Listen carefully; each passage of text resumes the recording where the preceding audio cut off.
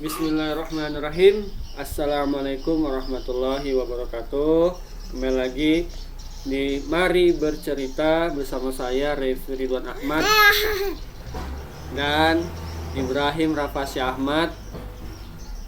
Jangan lupa saya juga ada di Spotify dan Noise Revi Ridwan Ahmad ya. Kita akan membacakan buku Pintar Anak Islam yang berjudul Kisah-Kisah Fantastis dalam Al-Quran, karya Yani Suryani dan kawan-kawan. Kita akan menceritakan tentang Nabi Sulaiman dan kaum Saba. Nabi Sulaiman adalah putra Nabi Daud alaihi salam. Nabi Sulaiman memimpin negeri Urshalim dengan bijaksana. Negeri Urshalim dikaruniai tanah yang subur dan hasil bumi yang berlimpah. Tidak ada kerajaan manapun yang bisa menandingi kekayaan kerajaan Nabi Sulaiman. Suatu hari Nabi Sulaiman mendengar bahwa ada sebuah negeri yang diperintah oleh seorang ratu. Negeri itu bernama negeri Saba.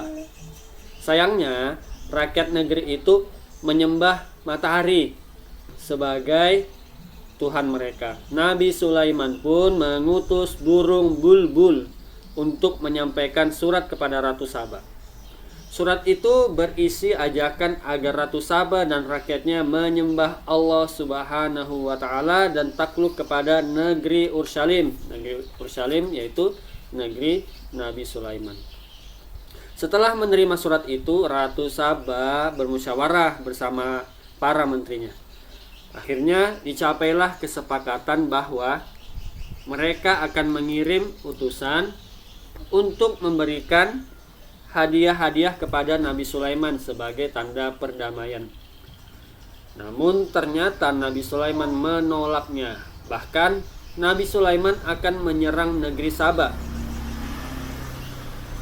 jika mereka tidak mau bertobat dan menyembah Allah Subhanahu wa Ta'ala.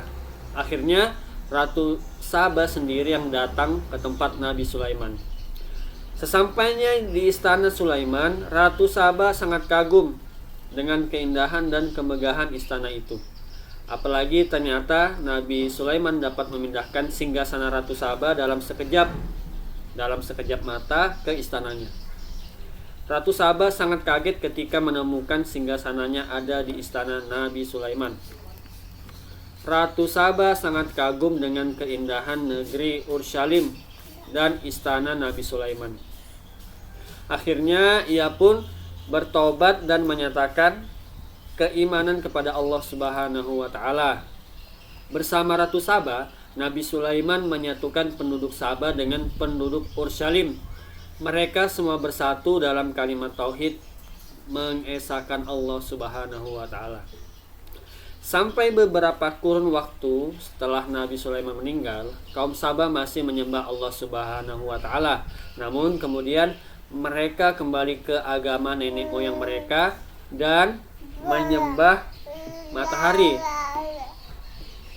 Allah Subhanahu wa Ta'ala telah mengirimkan beberapa rasul kepada mereka, tetapi mereka tetap tidak mau beriman kepada Allah Subhanahu wa Ta'ala. Akhirnya Allah Subhanahu wa Ta'ala mencabut kenikmatan yang telah diberikannya kepada kaum Saba. Awal kehancuran negeri Saba adalah dengan hancurnya bendungan Ma'rib.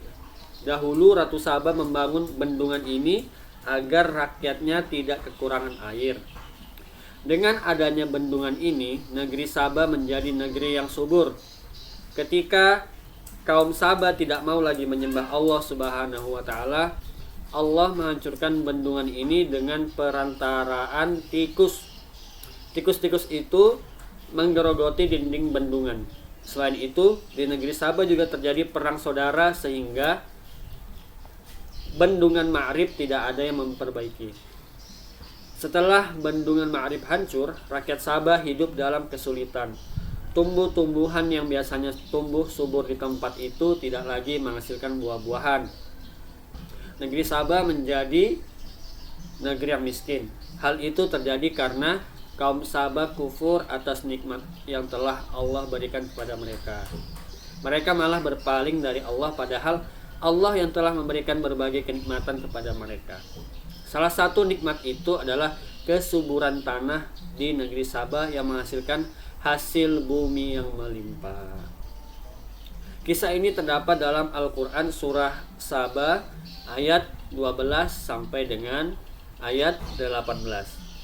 Alhamdulillah kita sudah selesai menceritakan kisah tentang Nabi Sulaiman dan kaum Saba.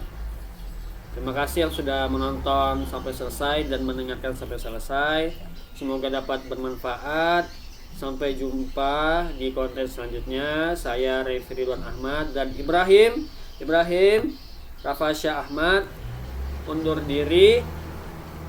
Nih, kita pamitan dulu. Lihat sini. Wassalamualaikum warahmatullahi wabarakatuh. Dadah.